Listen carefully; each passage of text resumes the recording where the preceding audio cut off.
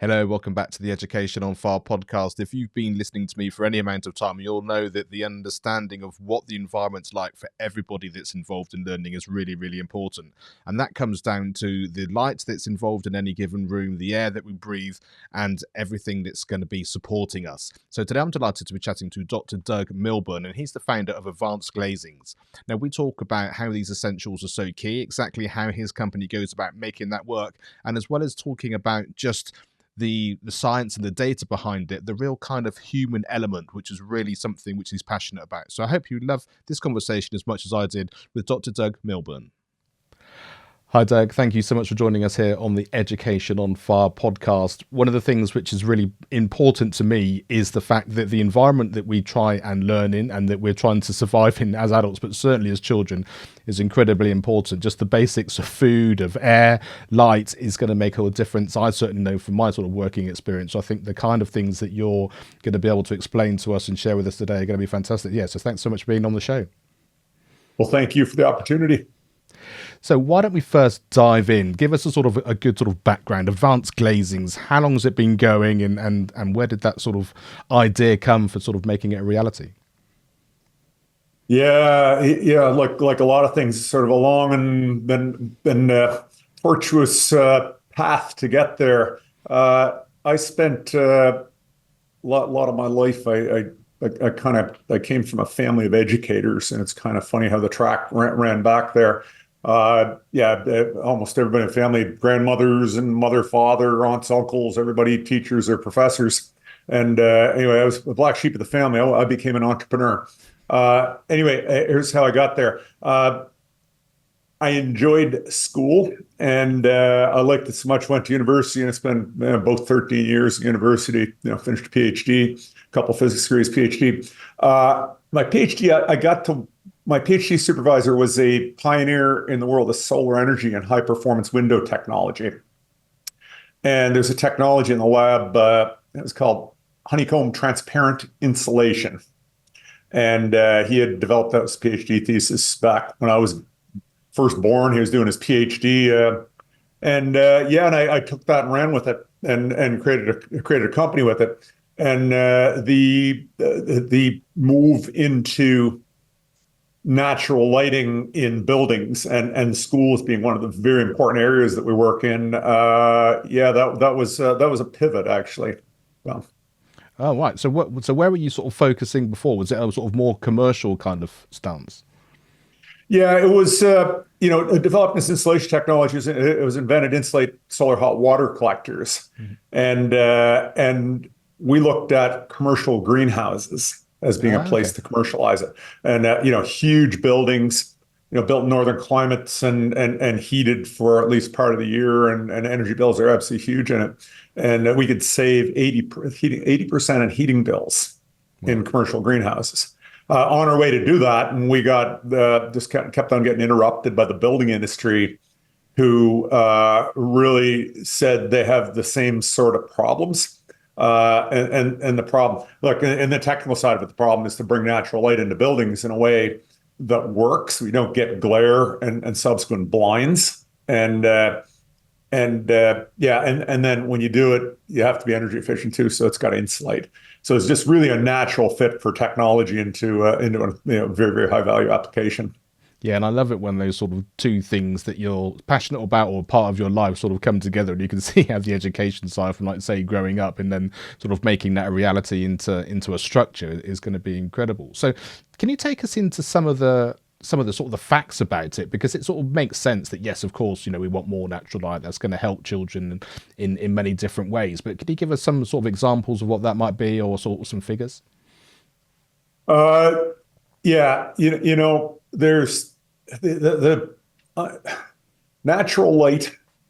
We humans evolved under natural light, obviously. It was only a blip since the light bulb was invented, and we went down that whole path. But it became very, very well understood when artificial light came in that human beings do better under natural light. And and a lot of research and a lot of thought, and I've spent a lot of time studying it myself to really get a grasp, both sort of academically, publications, research, but also to really get in touch with that, what it is about natural light that that makes we human beings, is it an abstract thing, or is it real? Is it tangible? And anyway, look, and I really come to the conclusion it's simple. It's and again, I'm sitting here in my office. It's under natural light. I don't have the lights on in the room, and I sit here under natural light. When you're under natural light, some things happen. Circadian rhythm, that whole connection to circadian rhythm. Uh, Morning, the natural light tunes your circadian rhythm. It's not just the increase in bright and decrease in brightness during the day, although it's a critical part of it. It's the change in spectrum in the day. Light is way redder in the morning and the evening, and it becomes whiter in the day. Anyway, that whole thing, when you get in touch with that and you live under it, you go, well, yeah, I get it. The other thing is brightness. Artificially lighted spaces tend not to be as bright as, and it's a design issue, but when you have free lighting, most designers choose to take advantage of brightness. So that brightness also moves into, and we talk about education. I share a little bit more insight into that.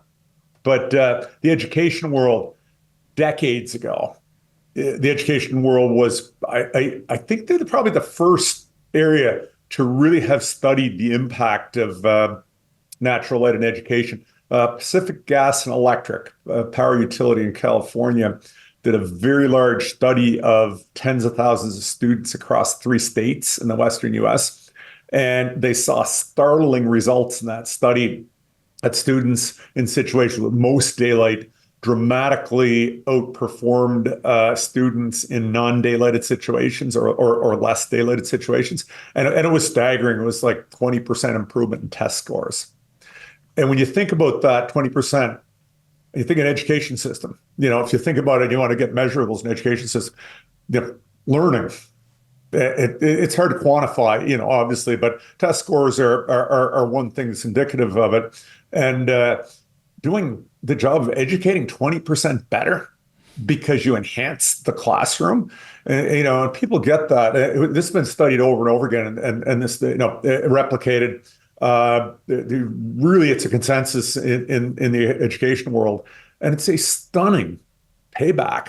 20%. You think of the entire budget of an education system, and the building is just like a wee little tiny piece of that. And if you change the building a little bit and tweak it, you get these dramatically better results. So it's just it's incredibly compelling.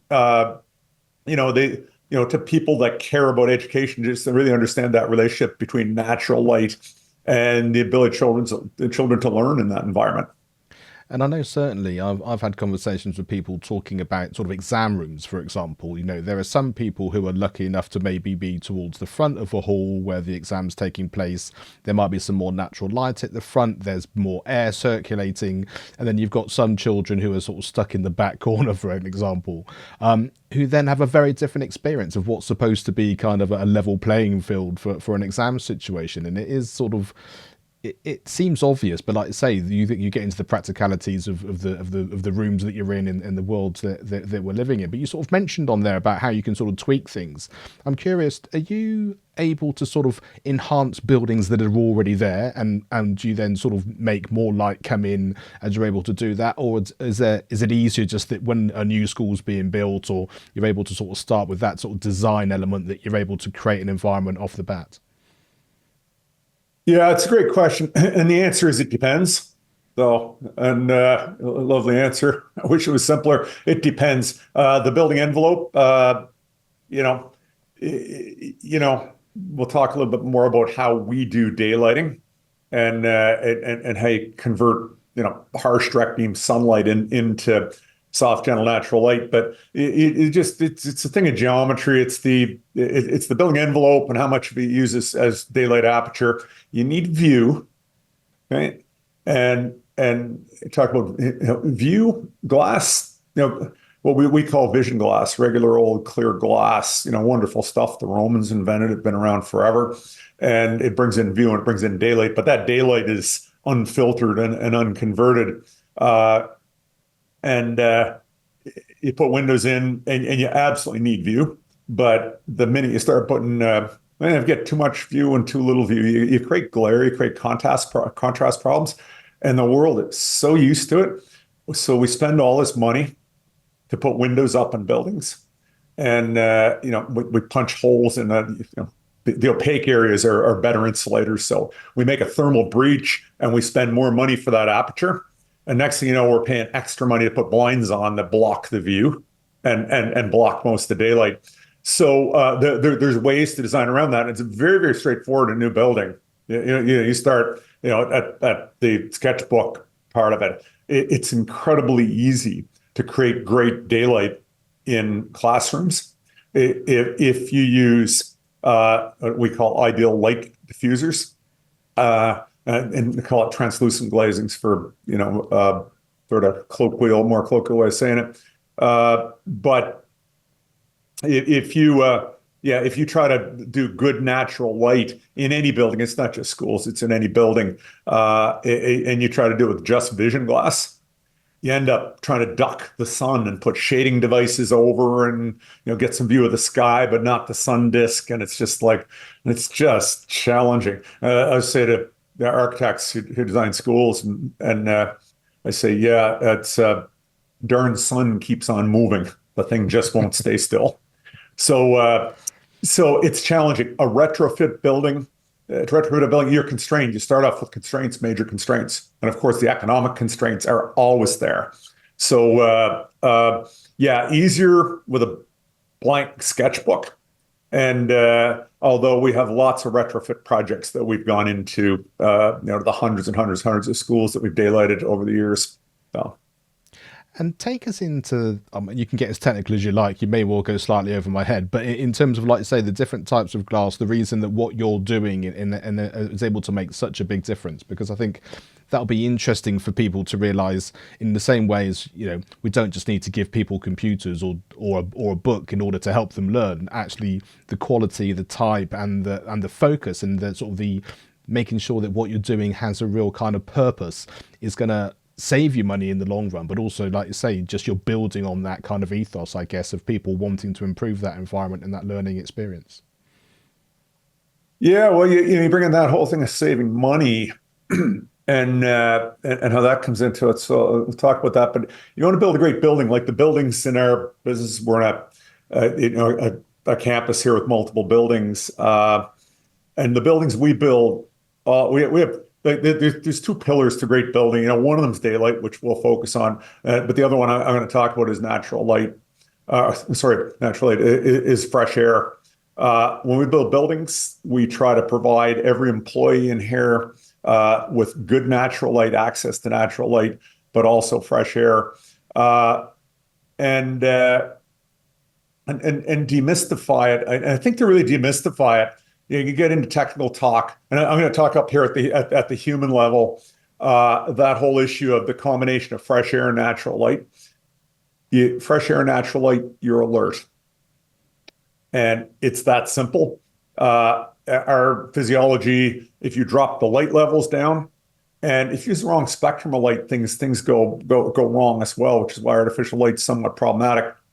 But it's staying awake. And anybody who's adults outside the education system, go in a crowded meeting room and sit through a PowerPoint presentation and get the slides. And most people, by the time they come up out of that, you go, and you kind of wake up. And you wake up when you stand up, walk out of the room. There's two things happening to you. Number one is that darkness and surreal lighting spectrum that happens in that situation. The other one is that carbon dioxide. And that carbon dioxide, there's incredible evidence that cranking your carbon dioxide rate up, it makes us dull-minded. It really hurts human performance. So you want to create a good building, lots of fresh air, lots of natural light, and then you go, go figure. Let me throw another little anecdote in. My son, the school he went to, I'm in a small community in Eastern Canada, and the school my son went to, it's actually a school they built on top of on the site of a elementary school, we call it here. It's grade kindergarten to 6. He was grade 5, and his son is a little bit of a character. He's 23 or 24 now. He had a teacher who had a little bit of a challenge with kids and their behavior, and had a couple interactions with my son. Not the kind of thing parents love to have, but such is life. And it was interesting because this school, it was a tilt-up concrete construction, punched windows, difficult to daylight. The education system here was extremely and is extremely interested in daylighting, and we have many tens of schools in this relatively small province we're in. So anyway, this teacher, we went into that school before it opened, and we talked to the staff about daylight and their beautifully daylit library, but the classrooms are daylit, the cafeteria and gym were all daylit. And so we talked to them, and then we wanted to do a follow-up. And this is quite a few years ago, and we wanted to do a follow-up with the teachers to see how they did after a year. And the staff meeting we went to, I don't know, 30, 40 teachers there probably. It was almost 100% happy with the natural light. And there was about 3 teachers, including my son's this one teacher in question. And we asked them, and I really dug in because we're really wanting to learn, I really want to have that conversation with them and learn about what was bothering him. And he said, and this guy who was known to have his issues with kids and keeping kids under control, he said, well, it doesn't mesh with my teaching style. And then he described his teaching style, and he said, I really like to use PowerPoint, and I keep the lights down because I find I don't have as much behavior problems. In other words, I lull them off to sleep. So anyway, that whole thing, a little anecdote on it. How you daylight. Jumping over into daylighting and how you daylight. So again, I talked about, the classic building, and this is all types of buildings, let's go back in time, and, buildings were built of stone or wood once upon a time, and you'd have small holes punched in. Glass was relatively expensive. It was pretty much a luxury. You got some daylight, and you had serious contrast issues. That extended, and you still get, that idea of buildings as being, largely opaque with punched elements. And yeah, the minute you put glass on that, and it depends on the exposure. North side is better, although if you're in northern latitude, it's far from perfect. Because the sun actually does come up in the northeast and down in the northwest. You do get direct beam sunlight. But if you get direct beam sunlight and it's an active space like a classroom, down come the blinds. You got no view, you got no daylight. Okay, so that whole punched window thing, which unfortunately energy codes are pushing us back towards that, that whole low window to wall ratio buildings, and for energy reasons. And yeah, they're just not nice buildings. If you want to build the most energy efficient building you ever wanted to build, just make it all opaque. Make it like 2 feet thick. Just put an enormous amount of insulation into it. Been done in schools. Go back to the energy crisis days, the 70s and 80s. They actually have a school in the town I'm in. The kids call it the jail school. And it's got little tiny vertical slot windows. There's the status quo. Okay, and if you just up the amount of glass, you just up the problem you have. And it will. And if you don't give the teachers blinds in a classroom, they'll go protect themselves. They'll put up posters or you see tin foil over glass and all kinds of things because you have to protect yourself from direct beam sunlight. You can't do it, especially with computers now. Okay, so let's flip ahead. How do we do it? We design glazings, manufacture them, teach people how to use them that are approximation of an ideal light diffuser. What's a light diffuser? Light diffuser, direct beam sunlight strikes the glass.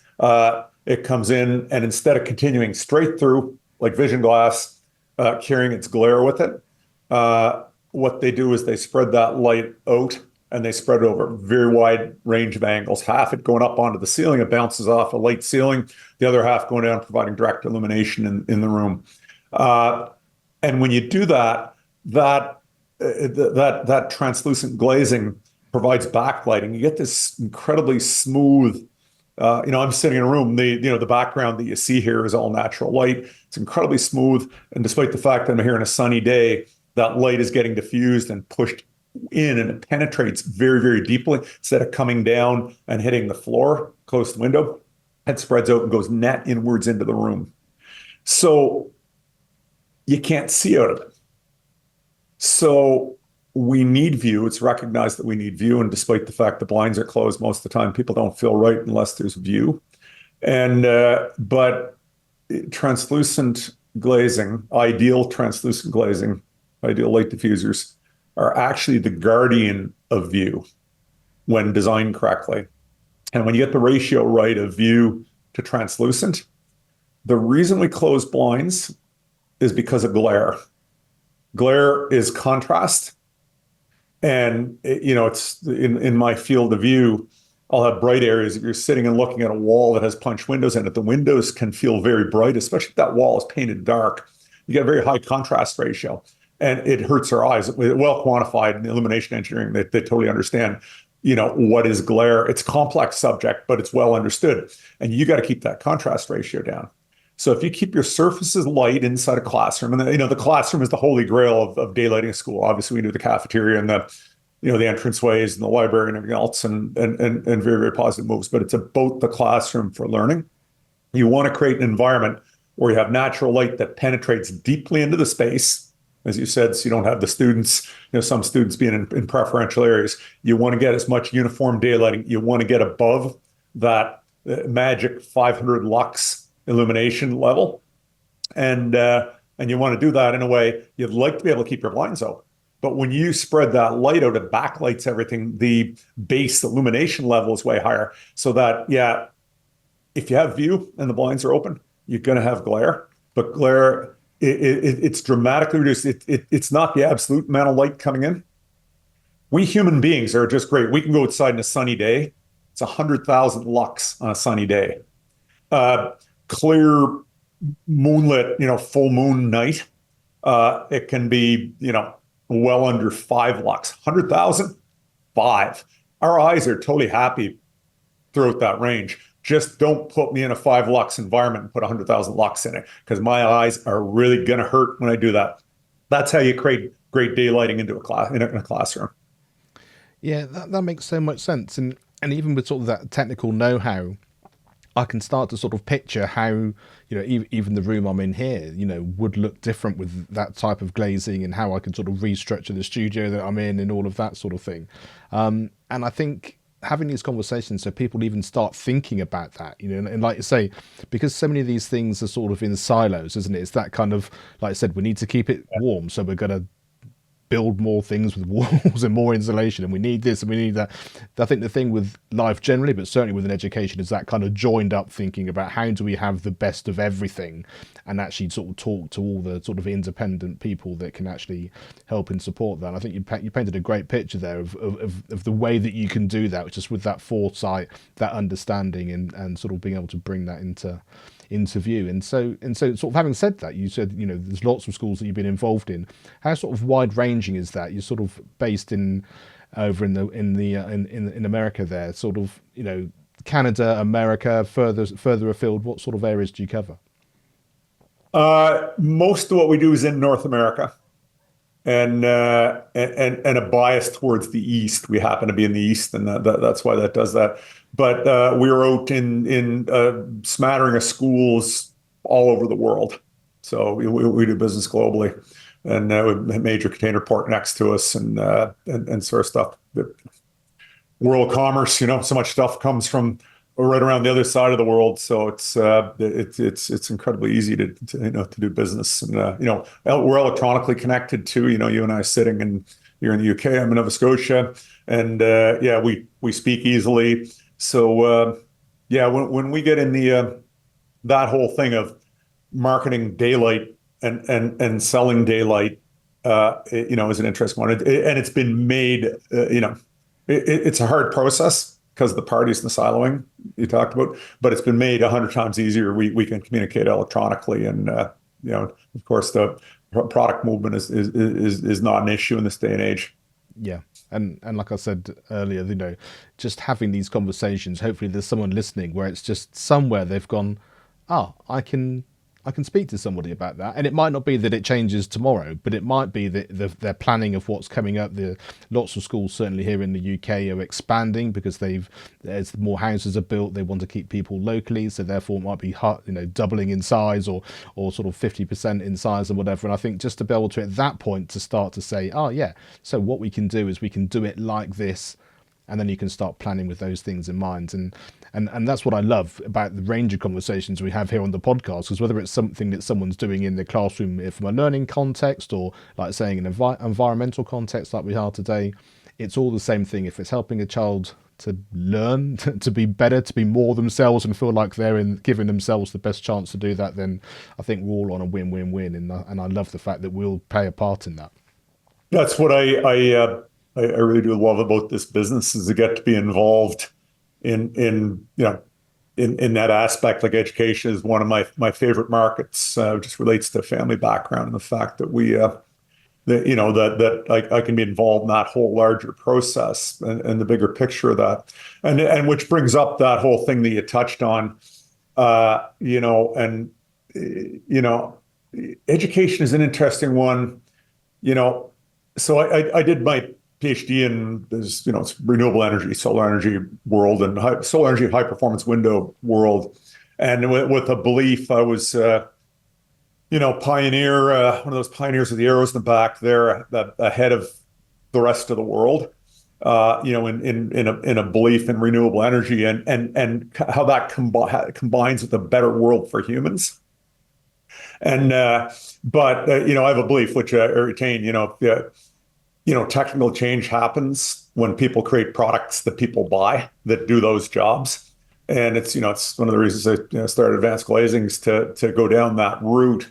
But it was interesting in learning how and nothing happens till somebody buys something. A school system has to buy the product and create instead of creating the same old schools with blinds down, to create these new bright, vibrant, daylighted schools, somebody has to buy something. So we get into that whole world of selling, and but that's how product goes out. But schools are fascinating, and we learned our way along, starting back, I'm going to say around 2000, and I was fortunate enough to say we sell schools all over. I'm a very small province, and our market here is not. It's not huge, but it's been absolutely wonderful because it's tell you the people landscape of how something gets in a school, and we're very, very typical of it. In our province, schools are actually, it's a provincial jurisdiction in Canada, the way our government works. It's different, in the US, it's state by state, somewhere it's municipal, and some provinces that they've devolved to the municipalities. Here it's provincial responsibility. So you got a Department of Education, and government departments aren't renowned for turning on a dime and picking up new stuff all that fast, although there's a lot of people inside there might want to, but there's a lot of momentum there. But I was really lucky because there's a couple guys, and I'm going to name them, and I don't know if they're off there listening or something like that, but Charlie Ritzy and Don Lonis, they're retired now. They're architects who worked for the education department, and their job was to really manage the design criteria behind school construction and renovation, and for the education department to make sure that the buildings get designed by another government, that whole contracting was done by another government department, just to make it challenging. And that was their job. But they had, when I met them, they'd actually just been to a national schools facility management conference, which was entitled Harvesting Daylight. And it was all about that relationship between natural light schools. So I met these guys, and they're going, oh, well, here's a solution. Let's see if we can try that. So, but it needed another government department, which happens to be Public Works is what they call it here. And, and everybody has their own versions of them in all these different jurisdictions. And these guys on side, but they're like, well, we don't design the schools. It goes out to architects. and architectural firms bid on the school design, and we choose that. We get to set the criteria. So they said you have to talk to the architects. Good, we were talking to the architects anyway, and architects happen to love natural light. I have yet to meet an architect who turns their nose up at natural light. It just really, creates special buildings. They get the sense of special buildings. So, very simply, it's to get, jurisdiction, people active in a jurisdiction that want better schools and want daylighting at schools. It is the combination of the architects who design schools and the organizations that contract out that design. And what we did and what we do is we help those organizations, number one, understand. We have free seminars that we'll put on about the deeper dive into daylighting and how to do daylight with light diffusing with ideal light diffusers. And we'll take that deep dive. And then when people are interested in daylighting school, they're all unique because the building envelopes are unique for various reasons. The communities have to fit in the site, the orientation, and we help them understand the basic concepts, get a pencil sketch, and then we will do natural computer modeling of natural light inside that building, so they can understand and almost experience the natural light through renderings and false color maps, so they know exactly what they're buying before they go there. So long process, a lot of people involved, but we've been navigating it for years and years and have become very, very good at that. I think it's really great to sort of hear that, how it works in the round, because it's not straightforward in the same as, like I say, just having this glass in the window is not straightforward. And I think understanding all those processes are really key. And it's why I was really interested when I sort of saw that you had a podcast, and that ability to sort of, it's all about the conversations. It's all about the fact that this is about helping people, like you so clearly said earlier on. It's about making life better for everyone. And if you've got the solution to that, or sort of a way that you can help people, then we want to hear that. And I think that's such a different conversation than just, this is a project that I've got, and you're, like you say, you're sort of speaking to people or phoning people just because it works. But seeing that bigger picture and how it affects people is absolutely key. Yeah, and I say natural light like I live it. I sit in a building here, natural light, and we put in for 4 times the required rate of ventilation air, and taking our CO2 levels down. We've studied CO2 levels, like both.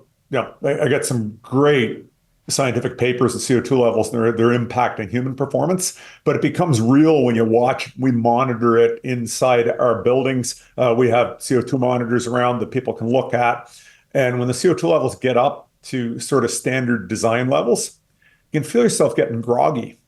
And again, as I divert into fresh air, because it's such an important part and couples so well on it, but that when you get the combination of the two of them right, you just walk in a building, pretty says you feel better. People walk into these buildings, or they walk into our daylighted schools or other daylighted buildings, and they go, wow, it just feels good.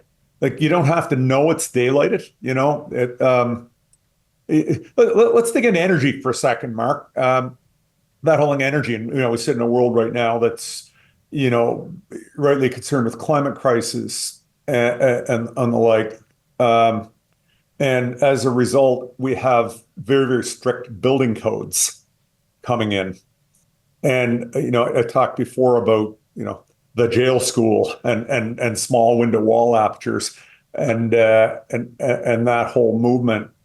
And the prescriptive side of our new building codes, both your side of the Atlantic and the side that I'm on, are prescribing 30% window wall ratio as the maximum amount of window you're allowed to use. Ends up being a very small amount of window when you look at them, and daylight's next to impossible. The reason for that is because glass does not insulate as well as opaque construction can insulate. And anyway, so our product, Solera, to the rescue. So our glass is also the best insulating glass on Earth. I think we can rightly make that claim, up to R25 in our North American, we call them imperial units. So kind of that's in BTU per square foot per per degree Fahrenheit. But suffice to say, and I don't have the metric unit in my head, but suffice to say, it is extremely good insulation value. If you thought about, fiberglass insulation, it'd be like about 10 inches of fiberglass insulation.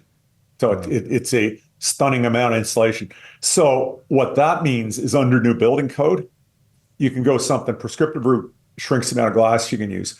You're allowed to do a performance route in most jurisdictions. So you can design buildings, and if you use our R18 or R25 glass, basically you can use all the glass you want. You can make an all glass building. You're limited the amount of vision glass you can use, but you can use unlimited translucent and still meet building code, which is really cool because, the idea of climate crisis coming along and us, moving to better energy performance and quality of buildings and quality of ultimately quality of education being sacrificed on the altar of that.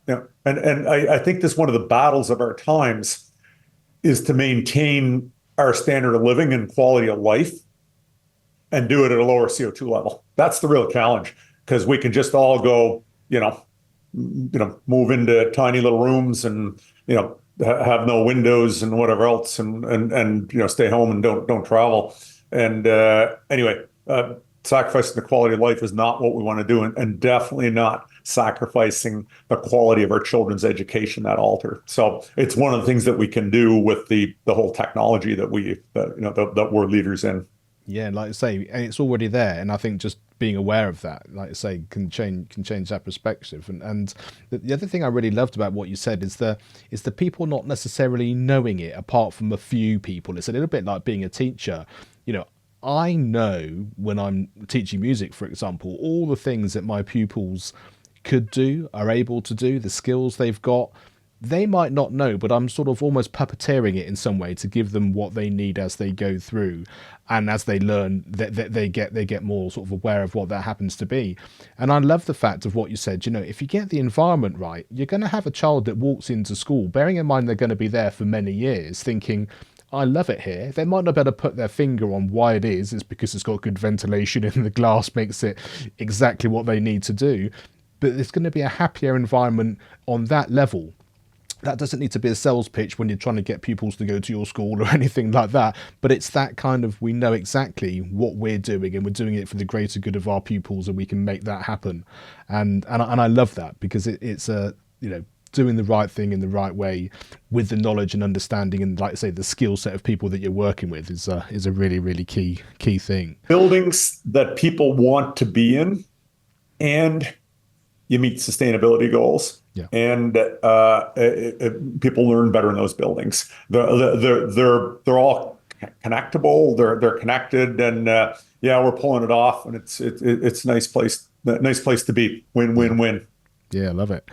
You mentioned your family being involved in education, and I know it's an integral part of all of our lives. Is there a teacher that you remember, or an education experience that you went through that kind of brings back a memory that you'd like to share on, indeed maybe how it's even sort of taken it through into your career? Well, asking that to narrow it down to one, I can't. I had so many good teachers. I'm going to talk about my mom and dad, both teachers. My dad, high school physics teacher, my mom, math teacher. Both my grandmothers were teachers. So I also had that family background and teachers there. I had a math teacher, calculus teacher in high school that was incredibly positive. I had so many. I really hate to narrow it down. And I had a couple of really, really great professors that I dealt with in university who helped shape me and, kind of find my path as I wobbled through life, not quite knowing who I was, and try to discover who you were. And I'm just lucky. Educational system that is, it was good. It was all good. So incredibly grateful for it. And it's really, like I say, it's such a privilege when you sort of hear that, and when you sort of hear those things around you, and different people, whether, like say, your parents are involved in education or not, so many people can have an influence in a positive way. And I often hear people saying there was a teacher or maybe a lecturer or someone at university that kind of sort of galvanized either a passion inside of them or gave them some perspective or an understanding of themselves, which wasn't even necessarily directly related to the subject that they were studying even, but it kind of comes across and makes a big impact on their lives. And I love it when you get to hear that. Is there a piece of advice that you've been given, or indeed a piece of advice you'd give your younger self now, looking back as a slightly more mature Doug, shall we say? Um, yeah, a piece of advice. Yeah, one of the things I give people, me as a highly goal-oriented person who's, is kind of driven, driven to try to change the world a little bit. You want to do things, I've come to this realization. I tell people all the time, I tell our employees this, and sometimes they're sick of me telling them this. We impact the world. We human beings, if you look at us, we're social creatures. And, we would join, ants, bees, crows, primates, etc. And in being social creatures, we social creatures, and especially humans, by far humans, have an easier life than rabbits or grizzly bears or deer or whatever else who are solitary animals and don't know how to cooperate. And you want to bring that down to the individual level. It is EQ. The word EQ is used versus IQ. There's a lot of very, very smart people who are incredibly competent who are not very happy in life. EQ, which you can raise your EQ, the effect, well, we can argue whether it's innate part or whatever, but you can up your people skills. It's your ability to set up cooperative relationships with other human beings and set up win-win relationships that make life easy. In fact, I'll add, and I guess it depends how you're wired, but it makes it joyful. It's the interactions with other people. People have different appetites for that and take it in different. We need it in different ways personally. But your ability to accomplish things in life and your ability to get joy out of life is highly connected. Yeah. To your ability to set up cooperative relationships. Yeah, I love that. And it was interesting when you said about the cooperative relationships, because I suddenly went back to that kind of building a new school or part of a new school and that kind of thing. And on one side, I had that sort of the building regulations. It needs to look like this because, and then like you say, having another conversation by saying, no, but what you need is it to have this kind of energy level. You don't necessarily need it to look a certain way. And I'm able to give you a solution to that. And I'm able to kind of show you another way. And then, like you say, you open those conversations, you start working together, and then it suddenly becomes a much more fruitful existence. And then that's sort of a wonderful thing. And it just suddenly struck me that those things are so important and can be a very sort of practical thing, like I say, as well as all of those sort of small conversations you might have on a daily basis as well. Yeah. Is there a resource you'd like to share? And this can be anything from a book, a video, film, podcast, but something that's had a bit of an impact. Yeah, sure. And as I thought about that, there's an awful lot of people want to change the world for the better out there right now. We see, the world goes in cycles, see a lot of activism and cycles. I'm kind of, just had my 60th birthday. I don't know how that happened. Things whipped through so fast, but, and I have some perspective on it, on that whole thing of changing the world. As a person who wanted to change the world, I grew up in steel and coal country. And around me, it was a fairly large scale steel and coal here for Canada. And, change the world was to march and protest. And, I think there's a place for people expressing themselves. But if you really want to change the world, putting positive options in front of people is the ultimate way to actively make changes, because if not, you're trying to twist somebody else's arm to make a change that you want. And it's just, I've watched the frustration. It's not a judgment on being right or wrong, but it generates a lot of frustration because human beings don't like being pushed. They really don't like being pushed. So, in terms of a resource, I look at the role of technology, and you look at the role of technology, and I say technology in the broadest sense, how to build great buildings that are better insulated, more comfortable, fresh air, daylight, is the one we're talking about right now, but it's absolutely everything. And you look at how technology has changed our lives, not always for the better, but in general, we live much better lives than we did, we're a lot more prosperous than we were when I was a kid. And, I think the world's really evolved to the better. And, but that evolution has been largely driven by, the real things. You look at our increase in lifespan as we went from pre-industrial revolution to today, these massive impacts on things like good quality interior environment, the flush toilet, and sanitation. Dull, things people built in factories. But that whole thing, that technical change is driven by people innovating and selling things. And if you fail to sell your innovation, it will not make an impact in the world, right? Resource, if you understand that, there's a whole bunch of scholarship that has been done around how people adopt new technologies. And I've talked about this for years. I've given talks at conferences and this, and it's about technology adoption as a game. There's a guy named Jeffrey Moore, and Crossing the Chasm is his sort of number one work. But he's a guy who's humble. I've met him a couple of times, and Jeffrey Moore says, I didn't learn this stuff. Other people learned it. I just put it together and wrote it in a book. But it's just a really, really great book to understand how technology moves. And if you wish to save the world through sustainability, you got two things to do. You can protest about people living their lives and try to convince them not to live their lives, which is a tough road to hoe. And you're going to get a lot of pushback. Or we can learn how to live much more efficiently with a lower carbon footprint. And that is technology. It's doing things differently. And that's the blueprint. It's always been the blueprint. It's what Elon Musk's fallen on in electric cars. And I could go on and on about it. But anyway, really cool thing. You understand how the world changes. It's when we adopt new ways of doing things. Doing things is technology. And there you go. Yeah, love that. Absolutely love it. And the acronym FIRE is really important in terms of feedback, inspiration, resilience, and empowerment. What is it that strikes you when you hear that? Well, when I look at that and I go, we're social creatures. We create our own environment. And, that whole, feedback and inspiration, that's the communication side of it, how we deal with each other, listening, getting new ideas. Resilience, it's never easy. Change is never easy. Life's not always easy. Life's incredibly rewarding if you go out there and, approach it with, gratitude, no open mind, and be thankful for what's there.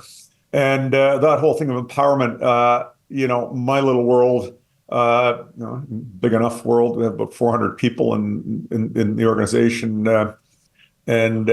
It's, the organization works, as I am privileged to be able to, be one of the people that leads it, but it's everybody in the organization doing that makes it all work. So, that empowerment thing, we absolutely live it. And, and it's the same everywhere. Leaders don't they just get to guide people. Things work well when people are empowered to go out there, to buy into that inspiration and have that inspiration, it's got to be flexible. You got to flex with your goals, because we can never sit here today and say what's going to be absolutely right in a year from now, because we don't know what we're going to know in a year from now. So it's combining those things around and then taking a group of people together. That's how we make change. And that's absolutely true inside the education system. We work on the edge of that and our role to make it better. But everybody else inside that, it's the model. Yeah, I love that. Doug, thank you so much for chatting today. It's been fascinating and it's been educational on so many education levels, which is what I love about chatting to so many different people on the show. So tell people where they can find out more about you, about the company and everything, and then we'll be in a position to say goodbye. Sure. School daylighting, advancedglazings.com. And the whole product lines are called Solera. And yeah, you can find me on there and everything else, and get me through those email addresses. And yeah, anybody interested in pursuing daylight inside a school, always happy to talk about it. And incredibly grateful for the opportunity to speak with you, Mark. Thank you so much. Oh, absolutely my pleasure. Thanks so much indeed. Education is not the filling of a pail, but the lighting of a fire.